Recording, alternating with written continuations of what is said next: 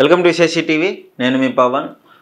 చూస్తున్నారు కదా, anchor Shyamala, YCP spoke పర్సన్గా ఉన్న శ్యామల గారు రీసెంట్గా వైసీపీ గురించి, వైసీపీ వాళ్ళ మీద ఎవరైనా ఏదైనా మాట్లాడినా కానీ వాళ్ళకి కౌంటర్లు ఇచ్చే విధంగా ఆమె ఈ మధ్య సోషల్ మీడియాలో కొంచెం పాపులర్ అయింది. సో ఈమె కూడా ఒకప్పుడు బెట్టింగ్ యాప్ ప్రమోట్ చేసింది, ఆంధ్ర 365 అని చెప్పి యాప్ ఒకటి ప్రమోట్ చేసింది. సో పంజాగుట్ట పోలీస్ స్టేషన్లో ఏమో కూడా కేసు ఫైల్ అయింది. సో ఇది పోలీస్ వాళ్ళైతే యాంకర్ శ్యామల గారికి నోటీసులు ఇచ్చారు. బట్ అందరూ వస్తున్నారు, విష్ణుప్రియ వీళ్ళందరూ, రీతు చౌదరి, పెద్ద పెద్ద ఇన్ఫ్లుయెన్సర్లు అందరూ కూడా వచ్చి వాళ్ళు ఎందుకు ఈ విధంగా చేయాల్సి వచ్చింది, ఎంత తీసుకున్నారు, ఎన్ని కోట్లు వచ్చింది, ఎన్ని లక్షలు వచ్చింది, అసలు వచ్చిందా రాలేదా, ఇవన్నీ ఆ పోలీస్ వాళ్ళు ఎంక్వైరీలు చేసి మాట్లాడుతున్నారు. బట్ శ్యామల గారు మాత్రం ఇంతవరకు రాలేదు. అసలు ఈరోజు ఏంటి అంటే హైకోర్టుకి వెళ్ళింది, క్వాష్ పిటిషన్ అయితే వేసింది యాంకర్ శ్యామల గారు. ఈ కేసుకి నాకు ఎలాంటి సంబంధం లేదు, క్వాష్ పిటిషన్ అంటే లైక్ ఈ కేసును కొట్టేయాలి అనే విధంగా ఆమె ఉద్దేశం.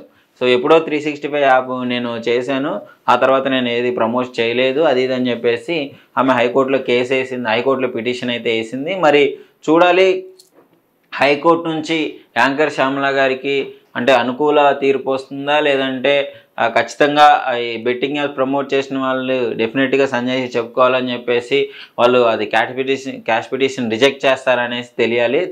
సో అయితే శ్యామల గారు ఎందుకని సోషల్ మీడియాలో ఈ విధంగా ట్రెండ్ అవుతున్నారు, ఈ విధంగా ఎందుకు ప్రతిసారి ఇట్లా ఆమె ఫేస్ ముందుకు వస్తుంది అంటే, రీసెంట్ టైంలో అధికారంలో ఇప్పుడు కూటమి ప్రభుత్వం ఉంది కదా, సో వాళ్ళ మీద స్పోక్ పర్సన్గా ఏమో మాట్లాడిన మాటలు కావచ్చు, ప్రతిదీ ఏమో ఇచ్చే కౌంటర్లు కావచ్చు.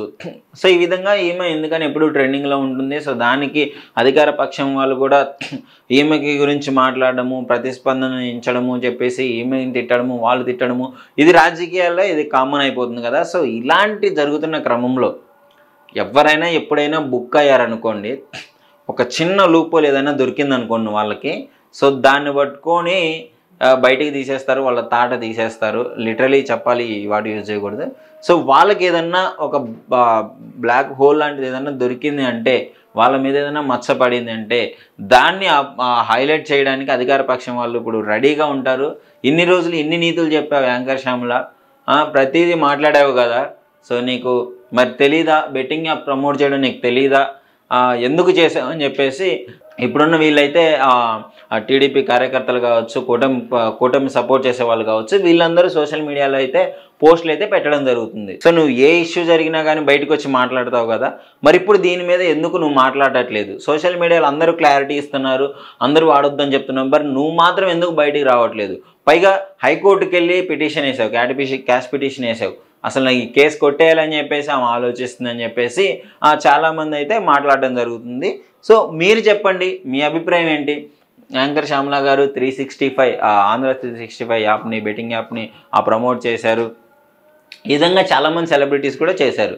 సో అందరిలాగే ఏమికి ఉంటుందా, లేదంటే ఏమో అంటే కొంచెం ఇప్పుడు వైసీపీ వాళ్ళు కొంచెం మంచి పదవి ఇచ్చారు కాబట్టి వైసీపీలో మంచి యాక్టివిస్ట్గా ఏమో కొనసాగుతుంది. సో దీనివల్ల ఏమన్నా మైనస్, అసలు ఏంటి మీరేమనుకుంటున్నారని చెప్పేసి కామెంట్ రూపంలో అయితే తెలియజేయండి.